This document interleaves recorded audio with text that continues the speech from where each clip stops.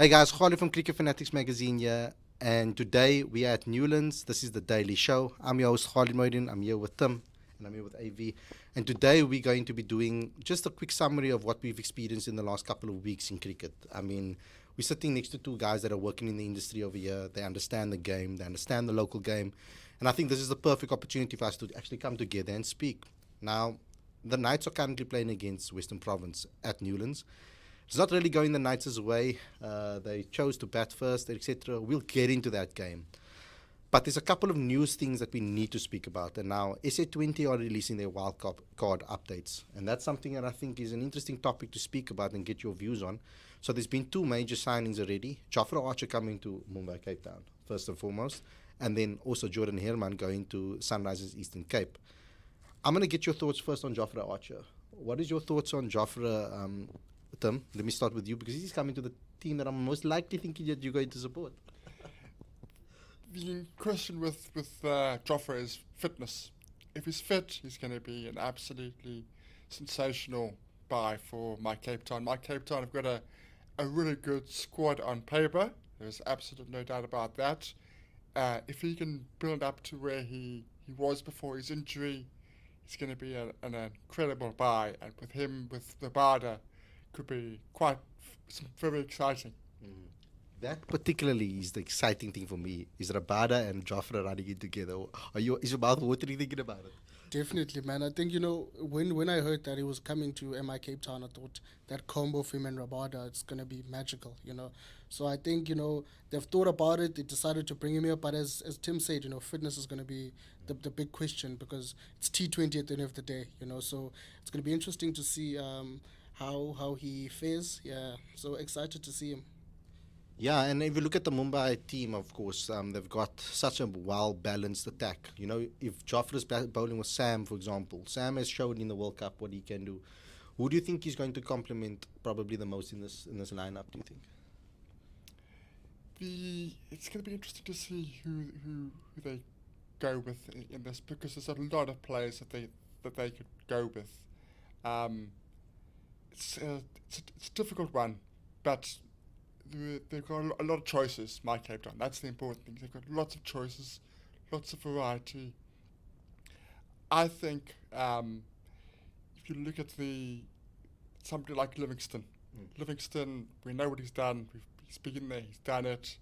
I think somebody like him, he's been there, he's done it. As I said before, he knows what to expect when he comes here. Obviously, the English connection, so I think they will bounce off. Although it's a different batsman and bowler, they will bounce off each other quite well because they know each other's games very well, being English. Yeah. And I think someone like Dwan Jansen, who's an up-and-coming all-rounder, can really learn from someone like Jofra, don't you think? Definitely, and you can also learn from someone like KG, So the team, as Tim said, it's better to have more options than to have less, honestly speaking. The more options you have, the better. And Livingston is been there, same Karen, even, Hendricks, who's playing well here, He's also a guy that can bowl. He's got, I think, 4 wickets for 16 runs in this game today. So he's also a promising player, a guy that can, really hit it off in the SA20. So yeah, that's my Cape Town. Devastating attack, devastating batting attack. They just have the full package. I feel that they are favourites for the tournament, in my opinion. Let's move on to a little bit of a neighbour, I would say, SEC. Yes, that's what they're calling themselves. The Sunrise in Eastern Cape did something that I kind of predicted. I think Werner also mentioned it on the show before, Tom. Jordan Herman being picked up as a youngster. I mean, that team is looking as well quite balanced. I think Bakir as well had a massive influence on the team. I'm just looking at the team now over here in front of us. I mean, Aiden Markram, Othniel Bartman, Marco Janssen, Tristan Stubbs. Now they've got Jordan Herman, another youngster in that mix. He showed himself this year in the T20 competition. Were you impressed? I was. There's something when you watch a guy, you don't need to watch more than 2 or 3 balls. So you can see this boy has got a lot of talent and he's maximising the talent at the moment. I'm sure we'll get into it. We'll be disappointed with the way he got out in the 4-day series today. But every single inning so far in this tournament, he's making a statement, whether it is a 50 or at 25, he's saying, I've got it. I can do the three format player. He can play across the three formats. He is somebody that Cricket South Africa need to watch very, very carefully because you want him in as soon as possible. Particularly if we're talking T20s in that particular format. He's an incredible talent. We did a 40-minute interview with Jordan a couple of nights ago. It gives you a nice insight into his thinking on why he wants to play cricket and what he thinks about. But one thing that stood out to me, Ivy, is that he spoke about the love for cricket is what keeps him going. He's a complete... It's crazy because I kept on trying to get into his mind to try and understand his thoughts. Yeah. But he's 20 years old. So for him, it's just going out and having fun. So I asked him, what do you like about four-day cricket? He's like, I love batting and I can bat all day. Is that what you want your youngsters to think about? I think so, especially considering the fact that, our test, we're seeing a decline in the players that are interested in playing test cricket. So I think it's very exciting to see players that want to actually go and bat for the whole day or bat 2 straight days.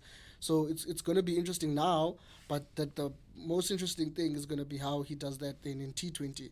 Can he go there in the first 5 overs and, hit the boundaries as soon as possible? But it's really nice to hear that, he wants to bat, and possibly he wants to play Test cricket for South Africa. Yeah. That's a great thing, and we're going to talk a little bit about the 4-day game and someone that we want to see playing Test cricket that hasn't been given an opportunity quite yet. Let's talk about the 4-day that we've seen so far. I mean, we were here previously for the previous game where Tony Rizorzi and Khalid did a complete madness. Today is not the same type of batting wicket, but we're seeing our fast bowlers. I would like to get your thoughts on, like, for example, Avuyile and Tim, and then I want to ask you about Gerald, because we know this guy knows a lot about Gerald. But Leland, have you been impressed with the way he's played for the Knights and consistently getting wickets? Yeah, good lines, good lengths. The unfortunate thing for Knights is he's not getting the support from the bowling attack. But yes, he's one, he gets good carry, good bounce, good consistent lines. I do like him, but as I said before, with this Knights attack, you need support. If you get that support, you get more reward. At the moment, he's striving because he knows he doesn't have that support. So he's pushing a little bit too much in what he wants to do, rather than just keeping consistent, like the province bowlers. They kept consistent. They didn't get the wickets in the first hour. They didn't lose patience. That was the key. Now, Gerald, he's bowling quickly. We saw how Eddie Moore struggled to try and get him off the square, kind of. To get off strike against him was very tough. Tony Rizorzi even struggled, who's in form. What has impressed you the most about Gerald Coetzee? Is it the way he's developed, or is it just the raw pace? The raw pace, honestly speaking, he's fast. As Tim has said now, the Knights didn't really bat well. They were bowled out for 1-1-1, and that wasn't a good look. So the bowlers had to literally come in and, get the wickets, and he came on, he got the first one. So it's really, good to see that he's bowling very quick, and he's not afraid to try new things. So it's really nice to see. I don't know what your guys' opinion is on him being selected in the Australia squad to go to Australia. There were quite a few guys that I thought maybe could have tipped him. Maybe someone like Utnil Batman, who's been performing quite well consistently in all formats. Were you happy with the selection of Gerald? And how happy are you, and why? Very happy. Made a lot of sense. If you're going to Australia, you need extra pace. Gerald has that extra pace. He doesn't have the numbers, he doesn't have the stats in the 4-day setup. But if you're going to Australia, you need somebody who has something a little bit different. There are better all-round bowlers, but I think people like Stearman, Bartman would struggle in Australian pitches, where you need to be that extra yard quicker. The ball goes through quicker. I think those guys, as much as I like somebody like Bartman, he's not well suited at the moment for Australian conditions. So it makes sense. Interesting point of view over there. From your perspective, is there anybody else maybe you thought that would have gotten ahead of Gerald in the team? looking at the current landscape of the 4-day series, I don't think anyone could have gotten ahead of him. He's growing. That's another thing, and I think Maketa wants to actually stake a claim with selecting him and the other selectors, of course. And as Tim said, you need a lot of pace, and uh, I'm very interested to see how they will play him in Australia in the three tests. Will they start him in the second, or will they look to win one then start him? So I'm interested in seeing that. But obviously, they need to play him because Maketa wants to stake a claim, and obviously they're trying to grow a new team, a new Proteas test team. So yeah. That's awesome. I'm excited for that. We're obviously going to I'll try to get you guys back on the preview shows for the Australia tour when we do more Australia content. I just want to go back to the AC20 one more time and just talk about some of the wildcard signings going forward. Who are the potential picks that can be picked up, etc. We're looking at. They're going to be dripping out the different names over probably the next week or so. And I had a look at a couple of the guys that never got picked up from a South African point of view. So obviously Temba is a big talking point. Andile Peklikwayo, Tlete as well, I think, who had an excellent T20 competition. Jacques Snyman is another one. Sibonela Makanya, Dean Alga. And then we need to look at our internationals, because from what we've heard is that the Pakistan players might not be available for this, contracted ones, as well as I've heard certain rumors going around that only the guys that are not in the BBL or are not going to be playing in those tournaments that are clashing with the SA20 can be picked. From an international perspective, Tim, who are some of the international players that you maybe think players can or teams can pick up that could be possible proper wildcards, that are definition of the actual name? Yeah. Well, if that Pakistan, what you say about Pakistan is true, that does make the pool of players smaller, because the Pakistan players would be ideal. Rizwan's, Afridi's would be absolutely ideal for this sort of cricket. And it's unfortunate that there are guys that are clashing overseas with the different formats. Another one like Sekunda Raza would have been a really good buy. So when it comes to the overseas guys, it actually now becomes a lot more difficult. Off the top of my head, I actually can't give you a name. The South African guys that you mentioned there definitely should be getting contracts, as far as I'm concerned. I mean, Bamanya, for me, is one I really would like to see.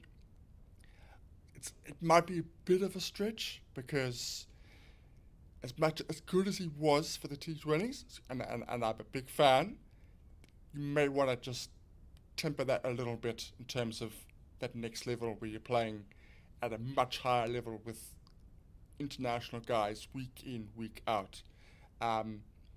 So internationally it does become more difficult. I can't give you a name off the top of my head at the moment. Yeah, it's tough because we don't have the list to see who's playing in all the leagues around the world.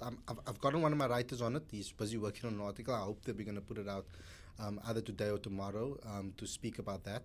From the local players, who would you go with out of the ones that have not been selected? I think Andile deserves a fair chance. I think Pehlukwayo has a lot to offer in the T20 game. I think last week he played well in the 4-day series. I think he had a score of 70 something.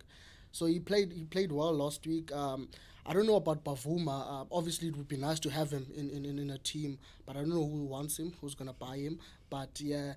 It will also help, though, to just get back his confidence in the T20 game. So I hope he gets a team. I hope Pehlukwayo gets a team. Though I think those two players for me, if they could get a team, then I'd be happy. I think me too. I think Andile is the main one. Another one is Sibs Mokane, who played MSL. He's the captain of the Titans as well. I was shocked that he didn't get selected either. But there are a couple of guys. I'm hoping that they make the right decisions. We'll probably hear, tomorrow we'll do a show if any news is broke on this. But thanks to guys for joining me here at Newlands. It's the first time we did a daily show from Newlands before. So I hope you guys enjoyed it. Don't forget to subscribe, like, click the notification bell for all future videos. Also, don't forget to download the latest issue of Cricket Fanatics magazine monthly. Every issue is 100% free, straight to your inbox every month. Link is on the screen as well as in the description. But I also want you guys to become patrons. If you want to help us grow South African cricket, create more content like this where we were combining with other guys that work for other companies, that would be awesome. So you guys need to get involved with the Patreon account. Link is in the description. Thanks a lot for watching, everybody, and we'll see you guys very, very soon. Peace out.